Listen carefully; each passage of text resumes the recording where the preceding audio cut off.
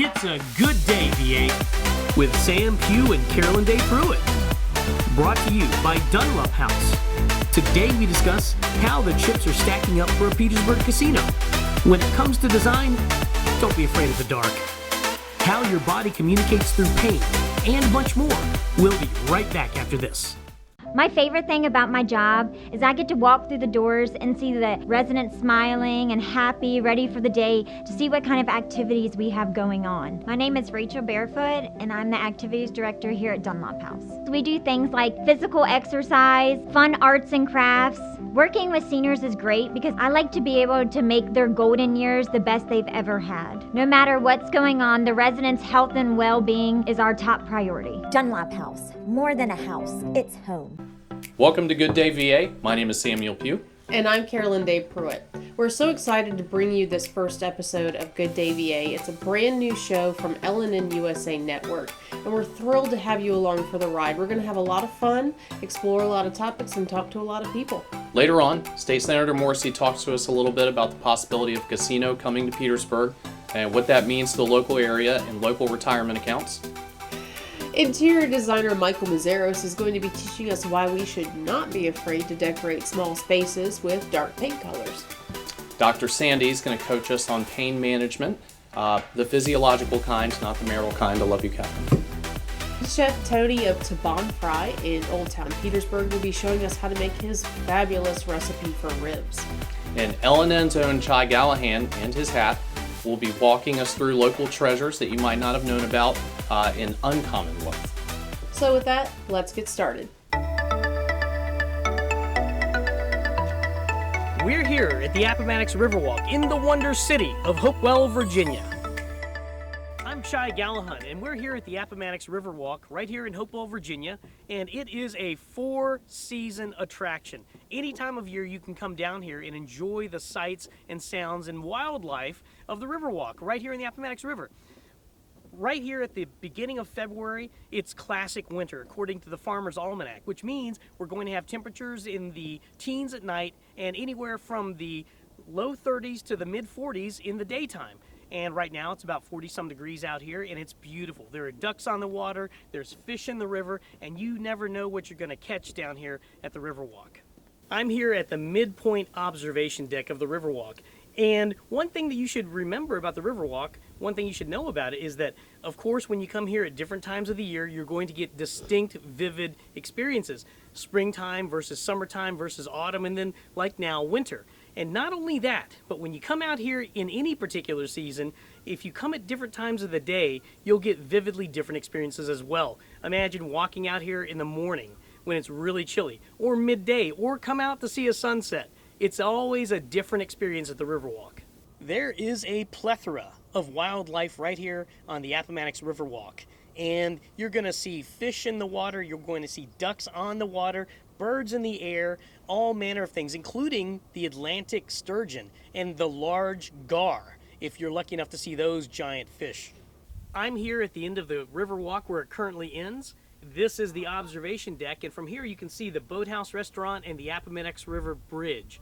The plan is to continue the Riverwalk all the way to the City Marina, and that's been approved. One day the Riverwalk will connect Hopewell to Lake Chesdin.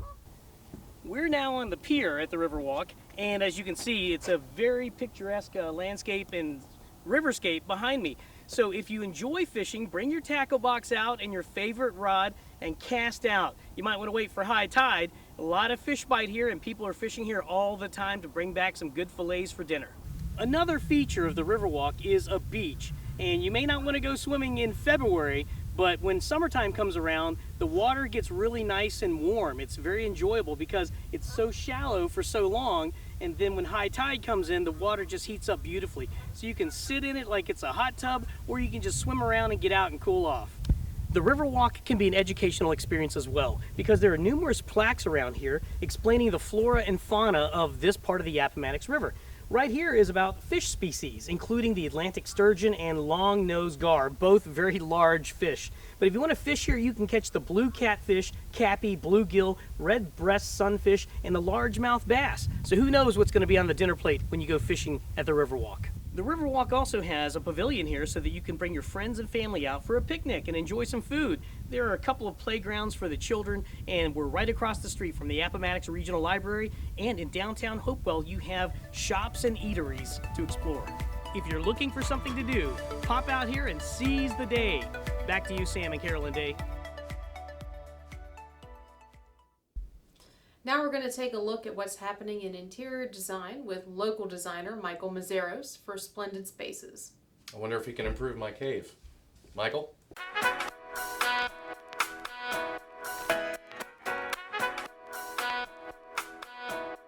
Don't be afraid of color. Color is your friend, and bold colors can make a huge difference in your spaces.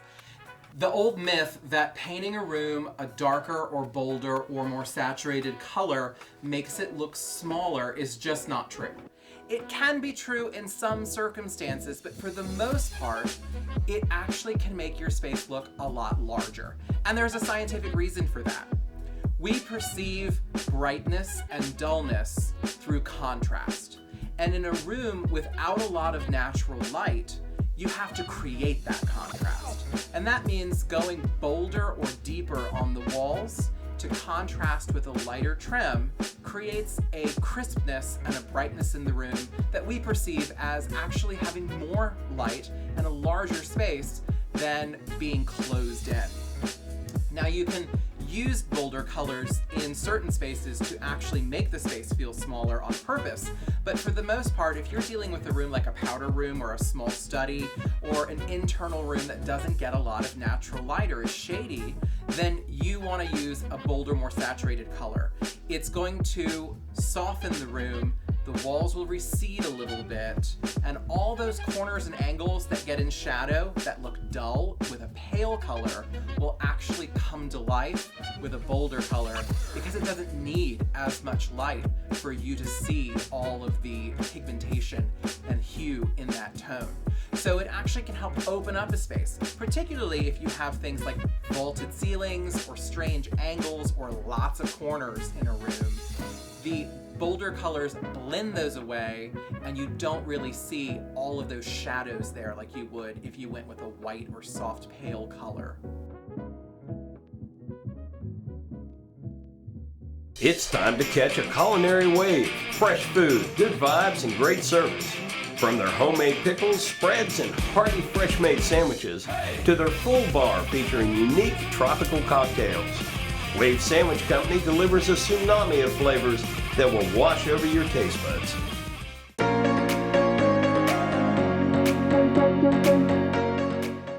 Hello, I'm Dr. Sandy Elbaum. Everybody just calls me Dr. Sandy. I've been in chiropractic practice for over 30 years and I absolutely love what I do. Today I'm going to talk about what most people don't want to talk about, and that's pain. There are really two types of pain. You have chronic pain and you have acute pain. I'm not nearly as concerned about your acute pain, even though sometimes that pain can be much worse, because usually that's something that's immediate and you're very well aware of what's causing it. Pain is always coming from an outside source. It's your body telling you that something isn't right, something is wrong. So if you're stepping on a tack and it hurts, you should pick your foot up, maybe take the tack out of the bottom of your foot. And in a day or two, that's going to be better. Chronic pain, on the other hand, is pain that persists for a long period of time. It doesn't go away. It can have many different qualities. It can be sharp, it can be shooting, it can be aching, it can be dull. But if it's not going away, it means whatever is creating that pain hasn't gone away either. I usually use the 3-day rule. If pain or any other symptom persists for more than 3 days, it's time to seek assistance. Now back to you guys. With us today is State Senator Morrissey. Thank you for being here with us. Folks, it's great to be with you. Thanks for inviting me. Senator Morrissey, we're here today to talk about the potential casino coming to Petersburg. What are your initial thoughts on that? First initial thought, Carolyn Day, is let's call it a casino resort. Because a casino, sometimes you just think of a place that collects people's money, whereas a casino resort is what I envision this resort to be. They have gaming tables, of course, but they have a hotel, they have pools, they have music venues, they have first-class 4- or 5-star restaurants, they have retail. It's a destination spot in addition to just gambling. So, what would the projected timeline for completion be on a casino resort, assuming that it passes through the process, getting the gaming license for the city, and then being voted on by the people in a referendum?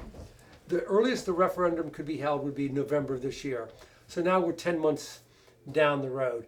And then once that occurs and the people support it, then I think you're talking about, with all the site development and the building and the permits, I think you're talking about 36 months. Is there any projected revenue ideas out there about how much this may generate? That's a great question. I think the revenues that they were projecting for the city of Richmond would be appropriate. You've got a $650 million building and infrastructure improvements, and you're going to be drawing I talked to the experts. If a casino resort was in Petersburg, just slightly less numbers than one that would be in Richmond, okay? Just slightly less than if you had a casino in Northern Virginia. But they were projecting $50 million a year in tax revenue for Richmond. Easily, I could see City of Petersburg drawing an additional $40 million a year. What about Petersburg attracts or interests the casino companies? It's on the I-95 corridor, number one, just like Richmond was. It will draw people from other sister states, including North Carolina. It is centrally located in central Virginia, such that it's a huge population mass just in central Virginia. But the people that are going to be coming to Petersburg will be coming from our sister states. If somebody's coming from out of state, so they're coming from North Carolina or even Maryland, what would draw them to Petersburg for the casino experience, the casino resort experience, versus just traveling not too much further to go to perhaps Ocean City, Maryland? So you're thinking of going somewhere and you're thinking, I could go to MGM in Maryland. Oh, I could go to West Virginia, Morgantown, or wherever there's a casino in West Virginia. That town in Pennsylvania. Cool. Or I could go to Petersburg, Virginia. We all know about Petersburg. It's an iconic Virginia city, but it's also an iconic American city. And people, I think, will that have tourism and a destination spot on their mind would flock to Petersburg more than they would one of the other locations. Do casinos generally participate in that, tying into the themes of local They do. tourism? That's a very good question. The best casino operators are fully engaged in the community. They get enmeshed in the fabric of the community, and let's be clear, any casino resort is going to make money. I don't care if you put a barbed wire wall around this building, you're going to make money. But if you engage in the community, you improve the infrastructure, you say, wait a second, I'm going to improve that housing stock. I'm going to improve the stormwater runoff. We're going to contribute to the arts, to education. Those casinos that do that are part of the fabric of the community, and they do the best. And we're talking to a lot of them right now. I don't think that gambling carries the same stigma that it once did. No, not at all. In our culture. It definitely doesn't. Before you thought about gaming, and you thought about Las Vegas and the mob and et cetera, et cetera. Now it's a family destination, okay? People come because of the shows, because of music venues. We haven't even talked about a convention. All of a sudden, wait a second, Petersburg's marketing is going to say, we want that convention of oncologists or nurse practitioners or the lawyers group, doctors group, you name the organization. Hey, what do you have? We got a hotel that seats that for 250 beds. We've got great restaurants. We've got a resort. You've got a what? You got a casino resort in Petersburg? The business model of casinos is generally to keep people inside the building for as much as possible, because that's when they're making money. Right. So have these casinos exhibited a willingness to try and get people out of the casinos to patronize the businesses around them? Yeah. Well, first of all, there already is a nexus, empirical evidence that existing retail benefits from a casino resort. That's number one. Because people want to venture out. Yeah. It's part of our DNA.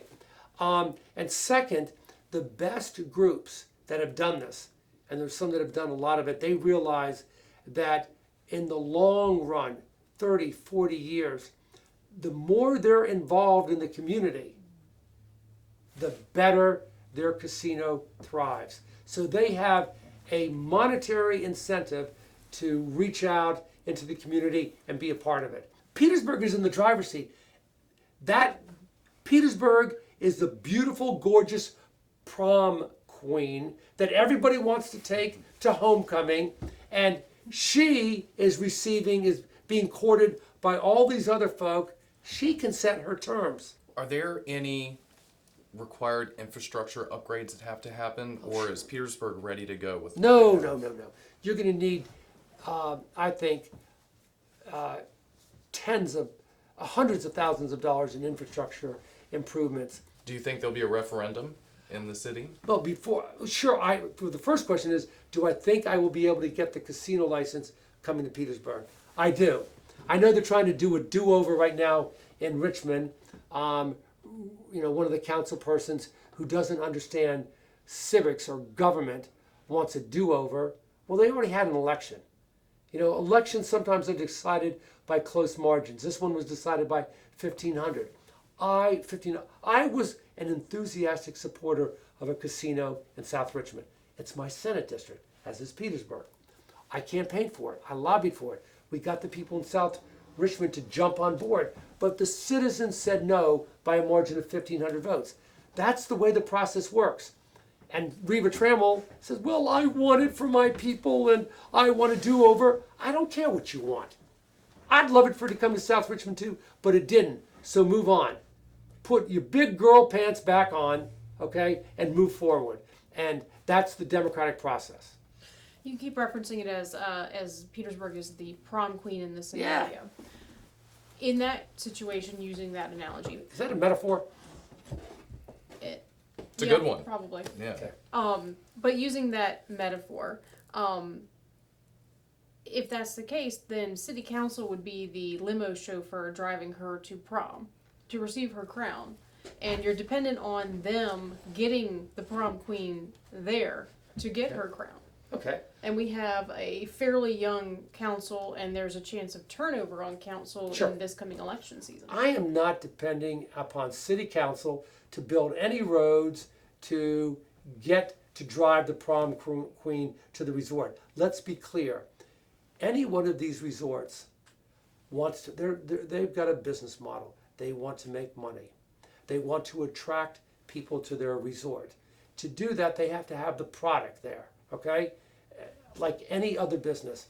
They're responsible for building the product, okay?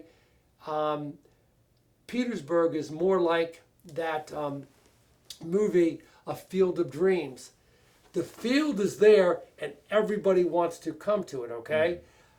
They part of the process of building the infrastructure is contained in the proposal. What will you do to improve egress and ingress to our exits to this casino? We will do this, this, and this, okay? Maybe the state steps in because the state is going to make revenue. Maybe we improve the exits, maybe the exit ramps or the entrances, but that's just part of a good business model. You're going to want to do that. I guess I'm referring more to the negotiation aspects itself. Just the having the right outlook on it in terms of having it be a fair bidding process, a fair evaluation process for the different companies that propose, and Sure. the negotiations themselves. Well, I attended the first meeting between Casino One and the mayor, and I tell you this, unlike what I think may have occurred in Richmond, and I say that in my capacity as a state senator, there are no backroom deals going on, okay? That's just not the way I am. What's your product? What's your proposal? Got it. Is this the best you can do? You're next. What's your best one? Your best one. Then you get a company that vets them. And then you say, will you do this? Will you do this? Will you add this?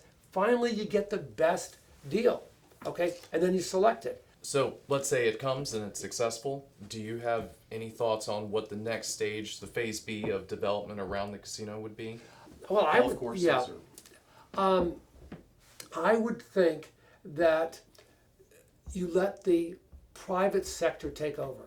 I think there's a lot of libertarian blood flowing through my Irish veins. I am not a believer that let government solve all the problems. Let the private sector. The economic impacts are fairly easy to quantify. It's numbers, it's money. Yeah. The social impacts are more qualitative. They're more difficult to pinpoint and to determine what the root causes are. What do you think could potentially be some social impacts on people? Okay. I really am trying to look and find some of these social ills, okay? Could be bad or good. Doesn't necessarily have to be an Okay. ill. But I'm not seeing any detriment, any downside. For example, some people might say gambling bad, gambling sinful, gambling no good, let's not have it. Okay, let's be real. People are already going to gamble or use slot machines. They're doing it now in every convenience store in Petersburg. An online It's sports called betting. Yeah. Skilled Games or Greg machines. VGT machines, slot machines are coming. Online sports gaming. They have Rosie's Emporium where they have historical horse racing. We have many, many different forms of gambling right now. Let's be clear. The person that is visiting a casino resort has disposable income. That person that is sitting at the slot machines in a casino is not the same person that's over at ABC convenience store with a skill game stuck between the potato chip rack and the Coca-Cola rack wearing cutoff shorts and a tank top. I'm not being dismissive of that individual, but it's a different clientele. They are people that have disposable income. And they're going to gamble. They know they're going to win some and lose some. Are they generally more successful when they're in smaller localities? They're all successful. When casinos come to a locality and that they're put there by the pros, they stay. It's not, you don't build a $600 million Taj Mahal and then walk away from it. I want the people that are listening to this right now, this is not a regional casino where people are coming into a slot machine parlor. Oh no, that's not it. A beautiful 4 or 5-star hotel with 250 rooms, 4 nationally recognized restaurants, music venue, green space, pools to be entertained in, okay? Retail shopping. That's what's coming, and that will make Petersburg better and bigger. Where would they put it in Petersburg? Any thoughts? Yeah, it's going to be, I would think, maybe the Crater Road corridor, but again, that's for, I think the city leaders will decide, okay, this is where we want it, okay? And, here's the site, and here's something that's key. You tell them, you might even say, this is where we want it. This is the site, okay? Follow me on this. Here's the 90-acre site. Each of you give us a proposal for that site. What they did in Richmond, they said, tell us where you want to put it. And some people came up with some proposals, but there were certain people that, the folks that, backroom deals, they knew they wanted a site in such and such a location. So some of the great proposals weren't on that location, so they were eliminated. Oh. Here's what you do. This is where we want to build it. This is the site. So the site is for everybody. You tell us what you're going to put on that site. Do you think that this is the best prospect for Petersburg to increase God, revenue yes. without raising taxes? Oh, yeah. Maybe lower taxes after the offset of absolutely. I could see property taxes being lowered. People are still complaining about the water meters. Yeah. Okay? Oh, it's going to cost $2-3 million. Petersburg's got a surplus of, I think right now, about $6 million in the black. Okay? They were down. Oh, $3 million to do these water meters? Oh, guess what? We're bringing in $30 million a year in taxes. Water problem, meter problem finished. Check. We got storm water off problems in these 6 areas of the city. We need $10 million of improvements. That'll fix everything. Check. Done. I mean, just make sure that the city leaders get the best experts to guide them. So what comes after the casino? What will come next? I don't know, but I think that's for the free market to decide. If they build an initial, just the first casino, if they approve it and they build it, do you think that having that here and growing as a destination would encourage another casino company to No, build a that competing can't casino? happen because he can't build another casino unless the General Assembly approves it. And the General Assembly is only offering 5 casino licenses, and it has to be to cities, first of all, cities that have had a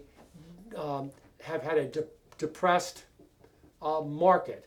That's why Norfolk, Portsmouth, Danville, Bristol, Richmond got it. There was a certain you have to meet certain qualifications, i.e., a city that has experienced some financial difficulties. Those are the people that are getting it. Northern Virginia would be a great location. You can probably find 70, 80 acres in Northern Virginia, but they can't get it because the General Assembly didn't write the rules. Say it has to be in a depressed area, and Fairfax County isn't depressed. To clarify, if Petersburg receives a gaming license, it is just for a single casino. It's not that the Yes. city can now That is host correct. multiple casinos. Okay. As my grandmother would say, spot on. Have you spoken to any specific companies that have voiced a willingness to come to Petersburg? Oh yeah, yeah. Yeah, specifically Petersburg, not generally Central Virginia. Oh no, they're thrilled. There are very Wow. There's 5 or 6 that want to come in here. You know, and they again, they know what they're doing. They're pros. They've done it before, and they love Petersburg. Studies have shown that there's more economic benefit to the locality if they're pulling in more people from further away rather Yeah. than just the local And that's what clientele. the model shows is going to happen. I expect that to happen in Petersburg. Thank you for joining us and having this conversation with us, Senator Morrissey. Good. Next time I'll try to be a little bit more enthusiastic about this casino resort. I'm enthusiastic because I just know what it can do for a city that I love very much. Thank you for being here with us.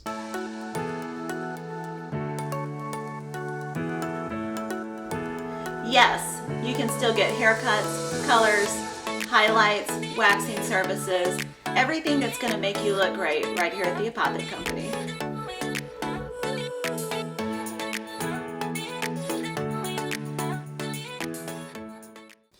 Now let's find out what's happening in the Good Day VA kitchen with Ella Dickinson and Andrew Cushion in Dishing It Up. This is good. They're sick of me at Wendy's.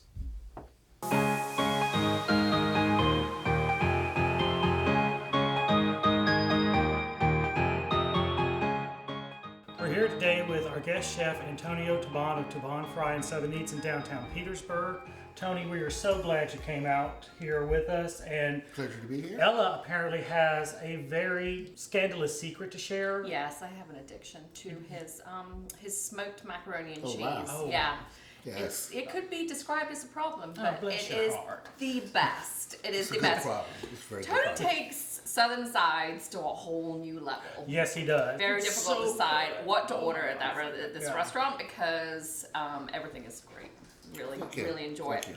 So what do you got here for us today? This is our house St. Louis rib that we have our house rub here. The beginning of how this thing gets prepared. How did you come up with this recipe? Is this like an old family recipe, or is No, it just... actually, it was just some seasonings I put together because Okay. I'm a season fanatic. We have a little of my secret seasoning. Secret. Uh-huh. Oh, mm. And it's mixed with a little meat tenderizer. Mm-hmm. All right. Here we have our house seasoning itself. Looks kind of garlicky, maybe. Mm-hmm. Yeah. All right, here we're going to do a little cayenne pepper, a little heat, a little smoked paprika. This is why these things are so magical. I had Mhm. no idea there was this many seasonings involved. Yes, ma'am. We do this every day. Ella, do. save those plastic cups for later analysis too. So we can Exactly. just, Yes, so we can sneak figure this around out that. ourselves. This is another one of our little house secrets. Add a little flavor. Mm-hmm. It's a lot We of have our secrets. chili powder, Mm-hmm. our granulated onion. Oh, the aroma Gosh, coming off this is smell. so good. It's delicious. Oh my wow. Yes, wow. ma'am. This is our kosher salt. Now, how long do these get like marinated or what? We how long marinate overnight. Okay. We put on the smoker first thing in the morning. It usually takes about 2.5 hours to smoke. This is coarse grain mustard. So what if we wanted to make just the most basic rub, like if like an amateur like me doing some ribs, what would you say were the key ingredients for a rub? Kosher salt, pepper, granulated garlic, granulated onion, paprika, and chili powder. And you can't forget the sugar. Sugar. Sugar is a key ingredient. It caramelizes it while it's cooking. And I only do the top. A lot of people like to do the bottom also. Your flavor's gonna come through the top. So that's just a wasted seasoning when you put it on the bottom. And we rub it. What's your most popular side at the restaurant? My collard greens and the smoked mac and cheese. So the collard greens, do you do them both just traditional style and you do them fried, or We do them deep fried also. Yeah, I've had them. That's Yes, crazy. ma'am. I didn't know you could fry collard greens. Yep, same But process. apparently you can. You're in the South. You can deep fry anything. I know. Yeah. That's it's how a it goes. very decadent experience Yes, eating at ma'am. your restaurant. That's how it goes. So y'all watching at home, just the aroma is coming off of this dry rub It's- already. My mouth is watering. It It's smells incredible. so good. Yes. So what happens now? We marinate overnight, right? Marinate overnight. We put on the smoker. I cook with a charcoal and hickory blend. Okay. A little piece of the chips, and we run them for about 2.5 hours, and we bring them in and let them sit, and the rest is history. All right, and this is what it looks like when it's done. Oh wow. Oh, it just hit me. So good. All right. Now I double wrap to keep the moisture. I am learning a lot today. I've never cooked ribs like this. Clearly I've been doing it wrong the whole time. Y'all, can I just say I am truly committed to this process because I'm about to eat barbecued ribs in a white sweater. This is not the KC sauce that everyone likes. This is my North Carolina sauce. Okay. Oh, I love Carolina sauce. It's a little bit more popular. Oh my goodness. All right. Here you go, Ellen. I'm ready. Ladies first. I'm ready. Thank you. Chef Tony. All right. Cheers, everybody. Oh my gosh.